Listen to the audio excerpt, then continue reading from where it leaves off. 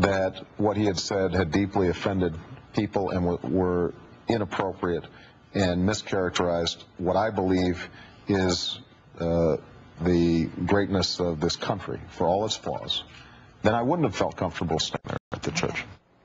Well, we are back with Yeas and A's columnist Jeff Dufour and Patrick Gavin of the Washington Examiner. Guys, we continue our conversation. You just saw a clip of Barack Obama on The View. Do you think he's doing enough to separate himself from Pastor Wright? We'll start with you, Jeff. He's doing what he has to do, which is to say that we live in a soundbite culture, I think, is the problem that Obama and Wright both face. Perceptions of Wright are now colored by this series of comments, which, as Obama says, is not reflective of the man's entire life. But this is going to become, it's going to stay a political issue all the way throughout the general election. I wouldn't be surprised if you see some Republican ads using Reverend Wright all the way in through the fall. Patrick, the rumor mill has begun already on the vice presidential candidates, at least on the Republican ticket. Of course, we're going to have to wait a long time until we find out what happens on the Democratic side. Who are we hearing? What are the, if you can look at the tea leaves this morning and tell us, throw some names out there for John McCain. Who could be a Veep?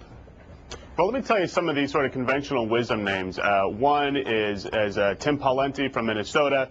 He and McCain are longtime friends. You also have Charlie Crist from Florida, who helped out McCain during the Florida primary and also, certainly has some sway in that very powerful state.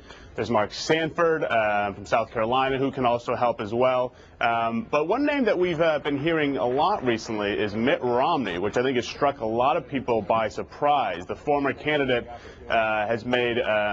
has certainly made it clear that he's not ready to leave the national scene. But then on the other hand, we all recall that that Romney and McCain didn't exactly get along during the campaign.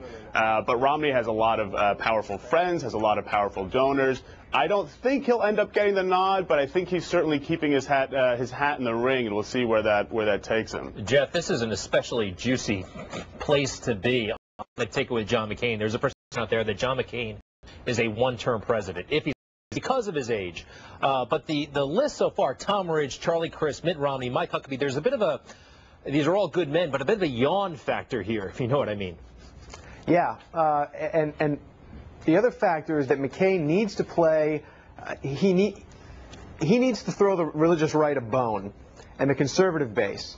A lot of these names you're talking about, Ridge, Crist, Huckabee even, they're moderates.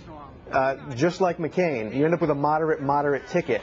And when we've talked to some conservatives, they say this decision is critical in terms of turning out the base in the fall. And Patrick, when you mentioned Mitt Romney there up on stage, I mean, we saw that video, of course, after he graciously threw his support behind John McCain, and it looked odd, them standing next to each other. You have John McCain, much shorter, gray hair, and you have this sort of vibrant Mitt Romney. It seems to me it looked a little odd.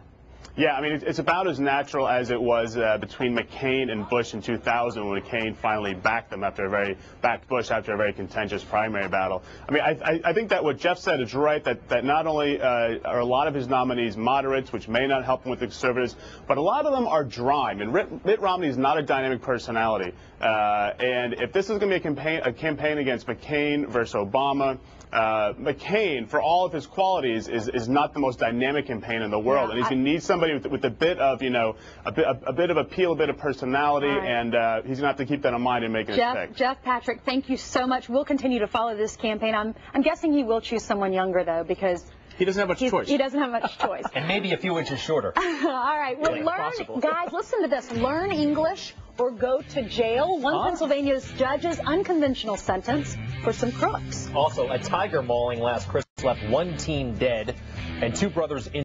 The lawsuits are flying, and the man known as the lawyer to the stars, he's leading the charge. Stay with us.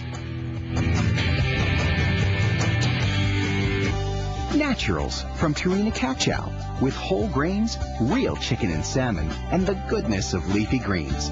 You live well, you eat right. Help your cat do the same. Naturals from Purina Cat Chow. This is as close to handcrafted as most cheese gets. But the cheese in our new Sargento Artisan blends is handcrafted in small batches, then blended with our family's premium cheese for a truly special taste. New Artisan blends, only from Sargento. For fast heartburn relief,